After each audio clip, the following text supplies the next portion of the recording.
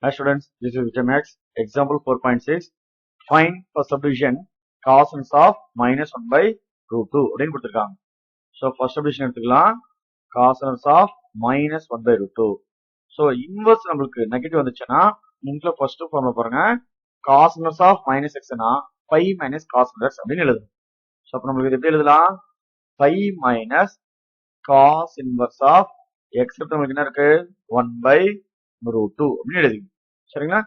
Then cos எப்போ நம்மளுக்கு 1 by root 2 வரும்னா 45 degree, that is pi by 4. LCM எடுத்தோம்னா this is 4 pi minus pi divided by 4. So 4 by subtract பண்ணா 3 pi by 4. So 5 by 4 45, 3 in 40 135. So 135 ன்றது belongs to 0 to pi தான். ஏன்னா நம்மளுக்கு cos வந்தா first quadrant second quadrantல தான் வரணும். So 135 வந்து second quadrant வருது. So கண்டிப்பா condition வந்து satisfy ஆகுது.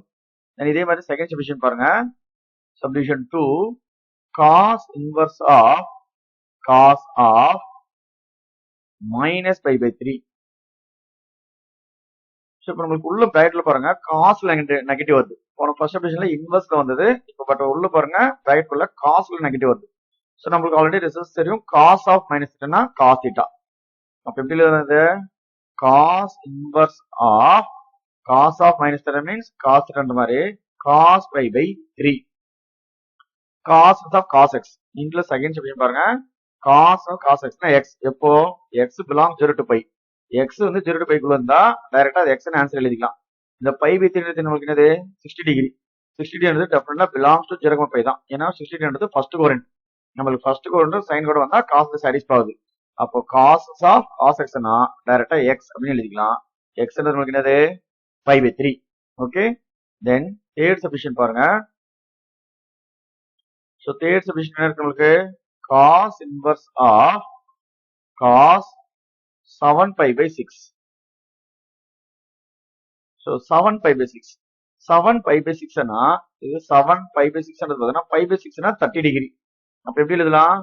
7 into 30 டிகிரி. So 7 into 30 டிகிரின்றது பாருங்க நமக்கு 210 டிகிரி. So 210 டிகிரி வந்து பாத்தீங்கன்னா நமக்கு 0 to pi குள்ள வரல. சரிங்களா?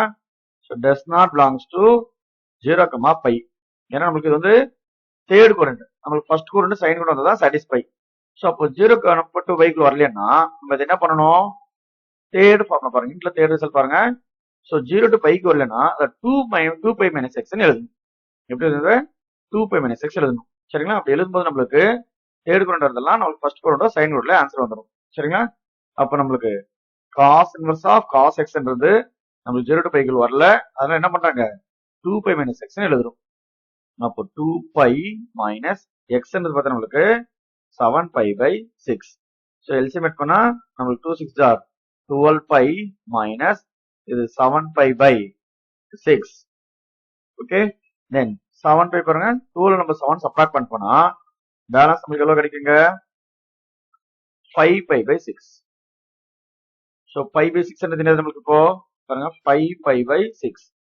So 5 by 6 னா 30 degree. So 5 into 30 degree. So 5 into 30 degree நமக்கு எது? 3 by 15 150. So 150 ன்றது கண்டிப்பா belongs to 0, pi. So நமக்கு பாருங்க இப்ப 0 to pi வந்துருச்சு. ஃபர்ஸ்ட் நமக்கு 7 pi by 6 வரும்போது 0 to pi குள்ள வரல. அதனால அதை நம்ம 2 pi minus x நம்ம அப்ளை பண்ணோம். அப்ளை பண்ண அப்புறம் கண்டிப்பா 0, pi அப்படின்னு வந்துருச்சு. ஓகே?